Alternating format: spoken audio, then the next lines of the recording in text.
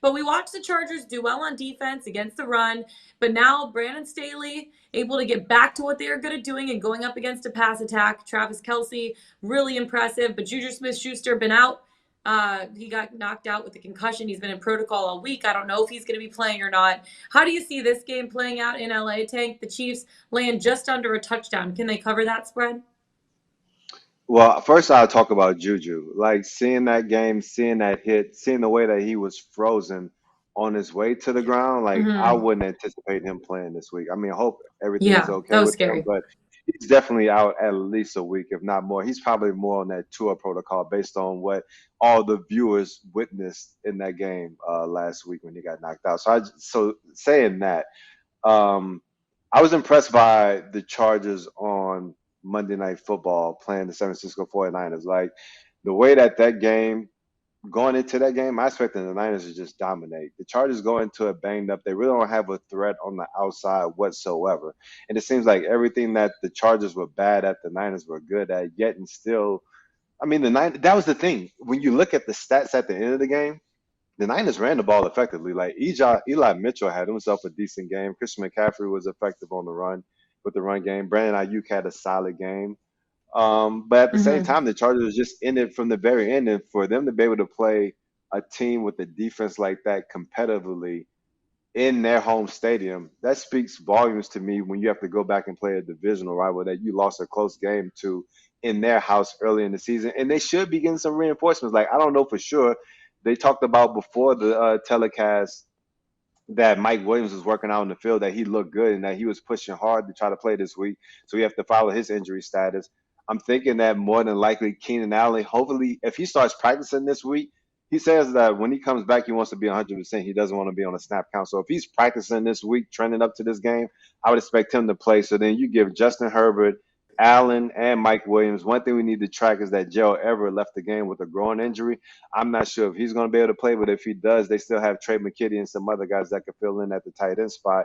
So, in a sense, the Los Angeles Chargers are getting healthier on offense. The defense showed that they can kind of bow up and kind of shore things up in one of their weaknesses, which is the run game. You don't have to worry about that against the Chiefs because the Chiefs don't run the ball. They're just going to sling it around. So you would like to think that that kind of plays to the Chargers' Mm-hmm. strength because Khalil Mack is playing solid ball. All that being said, I expect this to be a high scoring affair if things pan out for the Chargers on offense and if it continues to trend that way health wise. And the Chiefs keep doing what they're doing because Patrick Mahomes is playing out of his mind. And even if he doesn't have Juju, Mm-hmm. Kadarius Toney flash. Travis Kelce is still going to be that dude. MVS left the game and came back with some injuries, but I would expect him to play. Need to see what's going to happen with McCole Hardman. But the Chiefs have so many weapons that you don't really worry about their offense. You don't worry about them scoring. So I think this is just going to be one of the more entertaining games on the slate. A lot of points, and I'm here for it. Points, points, points, points, points. Yeah, the over is 7-1 in the Chiefs' last 8 road games. So something to definitely keep in mind. That total is set at 50.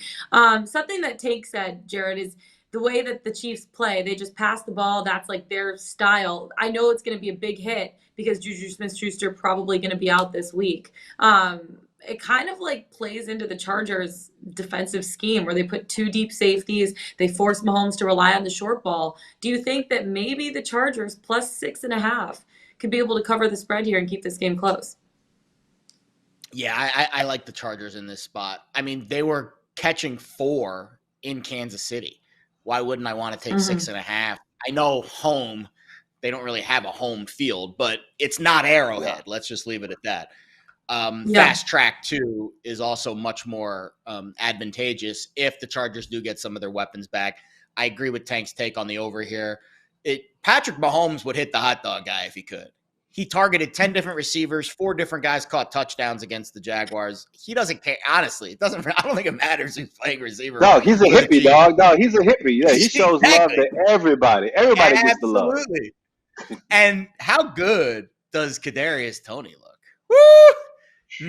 That ankle, Yeah, that dog. hamstring, whatever Good. was ailing him with Daniel Jones, all of a sudden looks a lot better Right? playing with Patrick Mahomes. It's funny, man. Just rub that dirt on it. Everything's good, Mm-hmm. Kadarius. You look great Mm. And out one there right other now. nugget that we need to squeeze in here too is Isaiah Pacheco, 16 carries, 82 yards. Like Yeah, he's a dude. the Kansas City Chiefs have a dog at running back if they choose to run against the Los Angeles Chargers. Mm. They have weapons galore. Now, I think there's a couple of interesting things I noticed in their game against the Jags. First of all, it was kind of a miraculous cover. They were a -3 in turnovers. It was I think the second or third straight week they failed to force a turnover. And they also got hoodwinked. Doug Peterson, that sneaky little dog, with the surprise onside kick to open the game. So Yeah. 4 extra possessions for the Jaguars in that game, but they still couldn't cover the 9.5.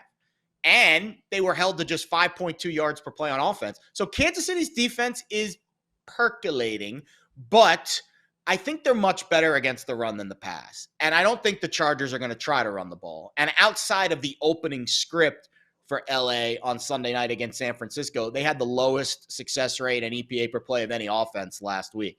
So we need some injection of life into this Chargers offense. I hope it's Mike Williams and Keenan Allen. I mean, for God's sakes, can we get Justin Herbert some weapons? For crying out loud, we are wasting these fantastic years of his with this, banged up Chargers offense around him. And I hope that those two guys come back healthy. If Williams and Allen are back, and this Chargers offense shows you what they've shown you in previous games against this Chiefs defense, which, oh, by the way, 4-1 against the spread for Mr. Herbert against Mr. Mahomes. Now, one of those games was they were resting a lot of starters. So really 3-1 ATS, but still pretty darn good. And this matchup has given us some fantastic games over the years.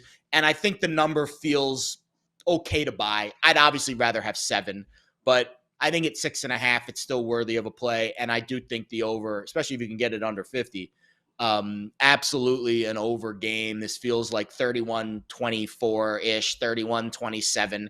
Those have kind of been the score lines when these two teams have played recently. And I think that's kind of going to be the vibe again this week.